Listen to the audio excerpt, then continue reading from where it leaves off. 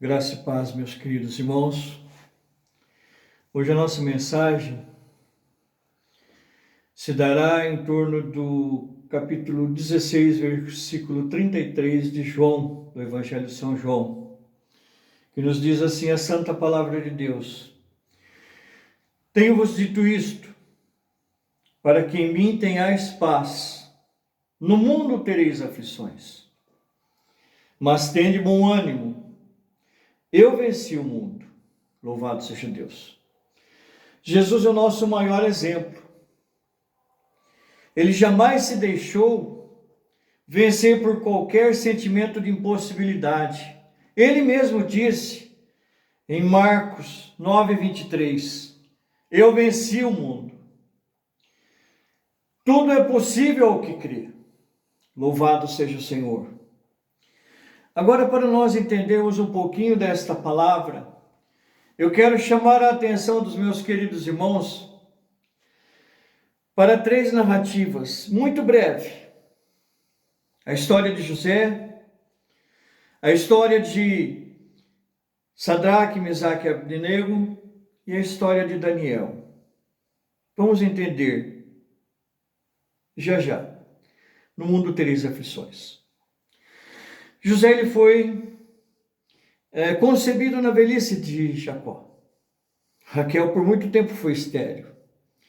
E agora Jacó engravida Raquel e ela concebe um filho, e tem um filho chamado José na sua velhice. Então José era o preferido da casa de Jacó, de Israel. E isso fez com que levantasse a inveja dos irmãos de José. E Judá trama uma conspiração contra o seu sangue, contra o seu irmão, e coloca-o dentro de uma cisterna para ali morrer. Mas ao ver uma caravana de ismaelitas que por ali passava, vindo da Síria em direção ao Egito, ele pensou consigo mesmo, dupla vantagem eu terei. Em primeiro lugar, eu vou tirar meu irmão dessa cisterna e vou vendê-lo como escravo ao Egito, a essa caravana de ismaelitas. Primeira vantagem, eu não vou ter culpa sobre esse sangue. Segunda vantagem, eu vou lucrar em torno de 20 moedas de prata, que é o preço médio de um escravo. E nos livramos do problema. Ele não será mais afronta na nossa casa. E para lá José foi escravo do Egito. E ao chegar lá é vendido para Potifar, que o coloca como seu mordomo.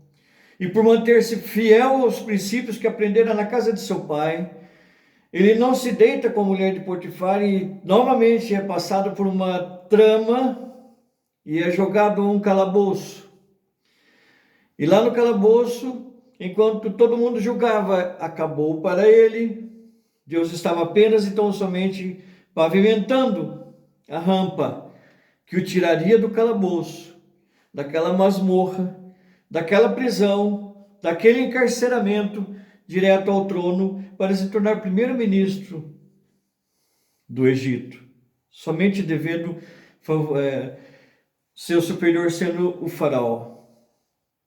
Ou seja, enquanto para todos José tinha acamado, para Deus estava apenas pavimentando a rampa que o levaria até o trono do Egito. A segunda exemplo, Sadraque, Mesaque e Abdenego. Eles estão cativos lá na Babilônia. E o rei Nabucodonosor, num ato narcisista, de culto à sua personalidade, ele manda erigir uma estátua de 27 metros de altura e fala que todo aquele que não prostrar diante da sua arca, diante da sua estátua, será considerado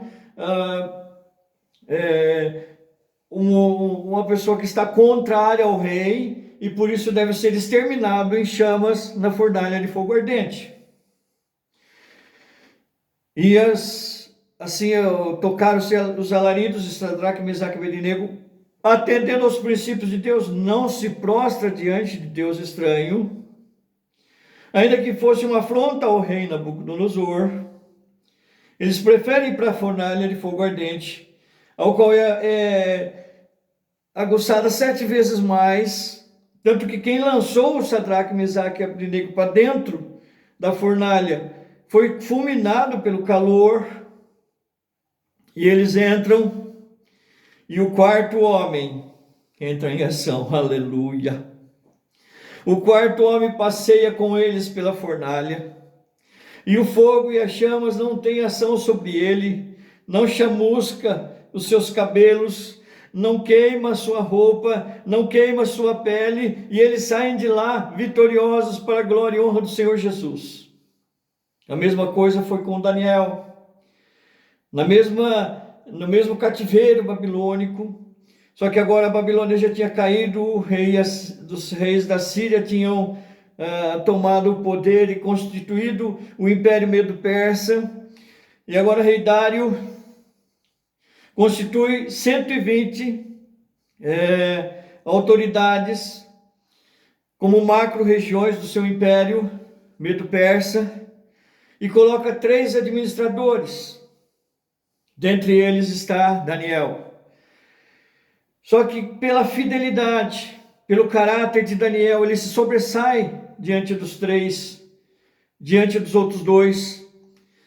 E agora, rei Dário quer colocar ele como supervisor geral, administrador geral. Isso cria uma animosidade, cria uma inveja, e novamente há uma interferência maligna, e eles tramam diabolicamente um plano para exterminar Daniel. Que aquele que não orasse, ou não pedisse, ou não intercedesse pelo nome do rei Dário,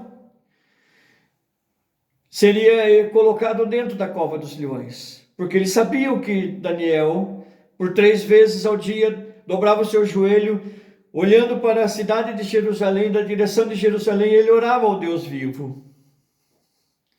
E agora Daniel vai para a cova dos leões.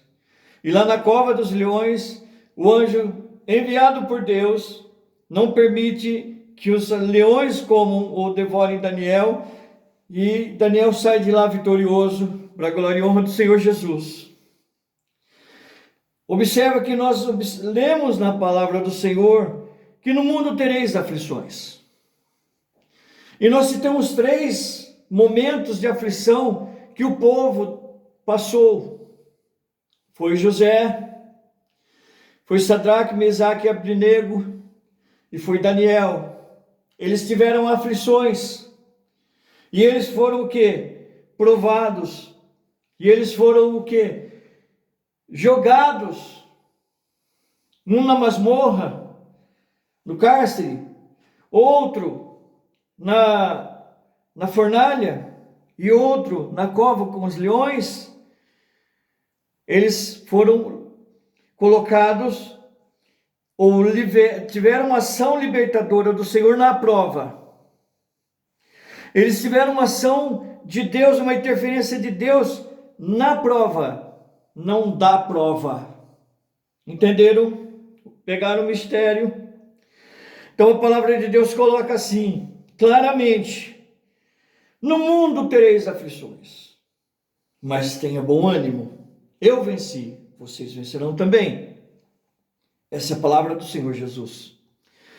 E ele diz, encorajando que nós creiamos nele, porque numa pronúncia ele não tem sentimento de impossibilidade, ao contrário, ele diz, tudo é possível àquele que crê.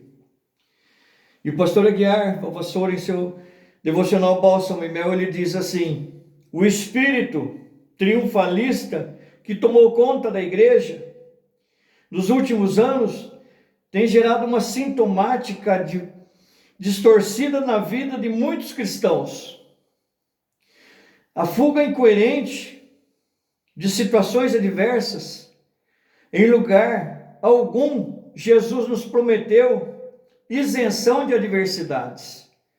Pelo contrário, Além de tê-las enfrentando e vencido ele próprio, também nos admoestou que certamente enfrentaríamos.